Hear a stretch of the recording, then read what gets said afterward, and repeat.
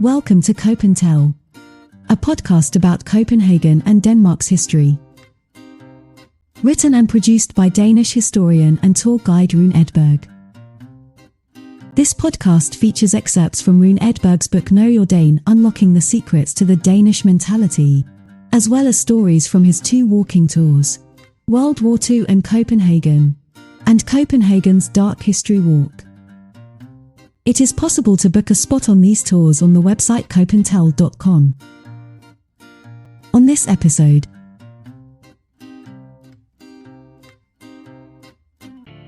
Danes and social trust. One thing that characterizes the Scandinavian communities is the high social trust that the inhabitants have for both their fellow citizens and the institutions of society. It is a trust that follows the pattern of the founding of the welfare state and connects the norms, opinions, and values to the everyday behavior of the population. 2 Danish welfare researchers, Paul Hegedal and Gunnar I.H. Svensson, describe in their 2011 book, Tillid I Samfundets Fundament, Teorier, Tolkninger, Cases. Confidence in the foundations of the society, theories, interpretations, cases. In the book, they describe how trust is what keeps a society together and makes it work for the common social identity. This can also be seen as a way to prevent revolutions and violent behavior.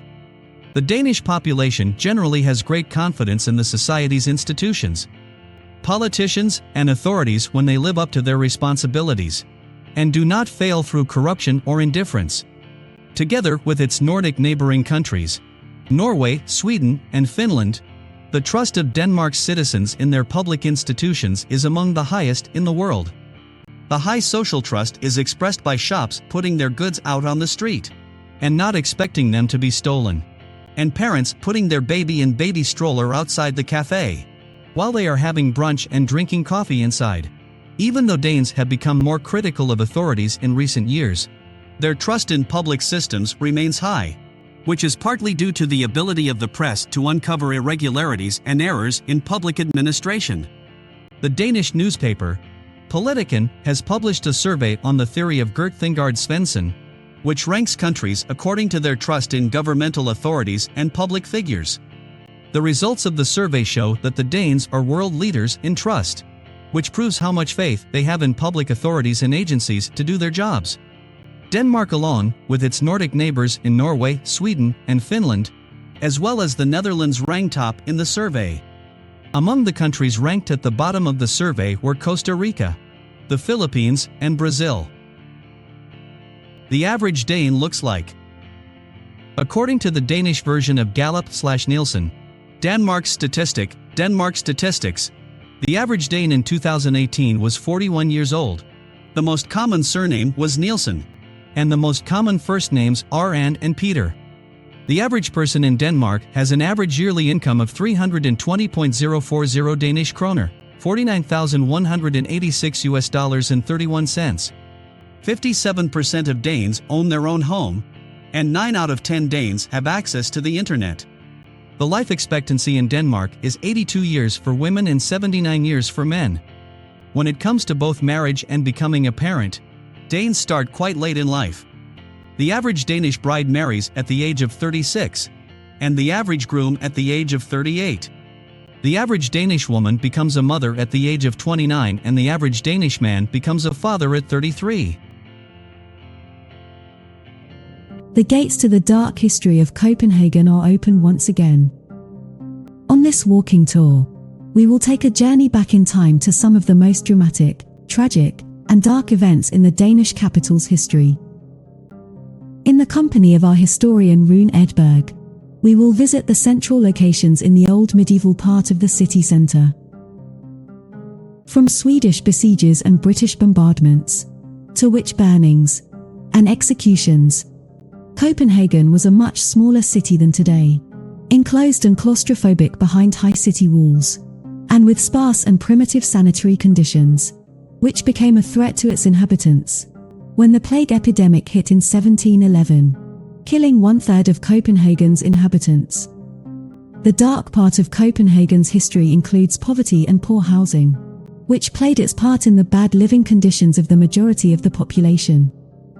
Other dramatic stories and events told on this tour include the cholera epidemic of 1853 and the city fires of 1728 and 1795, which have played a central part in shaping the current look and architecture of Copenhagen's city centre.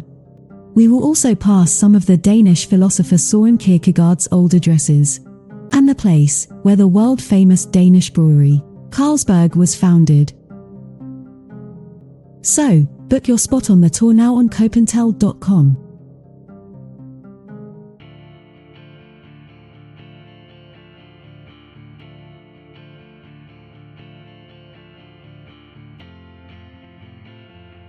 "37-hour work week."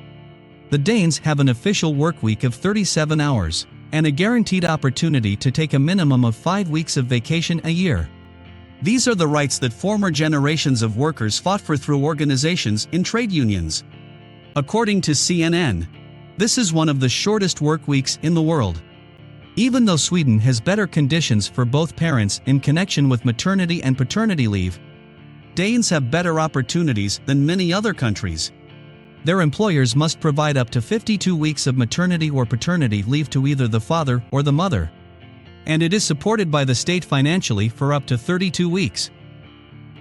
However, the high level of leave and vacation time, compared to other countries, does not affect the Danes' efficiency or work standards. There is a great flexibility and a special work culture wherein one's employer has general confidence that you spend your work hours doing your work and being efficient, and therefore are able to handle your workload at a standardized time, which, in some cases, also allows for flexibility to work from home and even manage your own work hours.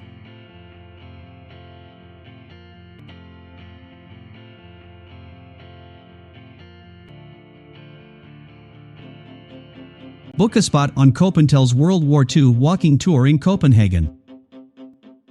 Take a journey back to the 1940s, when the Nazi German forces had occupied the Danish capital.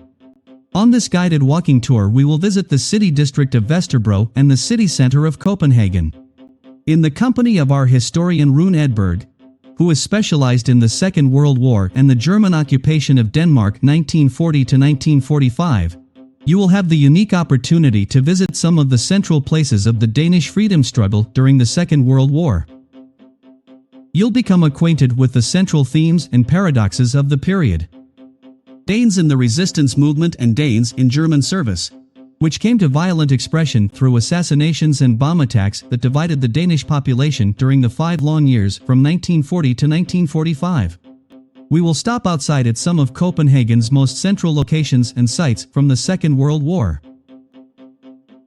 This includes the former Gestapo headquarters at Shellhuset, where we will hear the story of the British bombing of the building on the 21st of March 1945 and its consequences.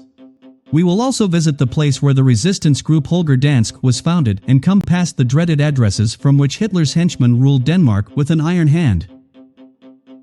You can book your spot on COPENTELL.com. You have been listening to COPENTELL, a podcast about Copenhagen and Denmark's history. Written and produced by Danish historian and tour guide Rune Edberg. This podcast features excerpts from Rune Edberg's book Know Your Dane: Unlocking the Secrets to the Danish Mentality, as well as stories from his 2 walking tours, World War II and Copenhagen, and Copenhagen's Dark History Walk. It is possible to book a spot on these tours on the website COPENTELL.com.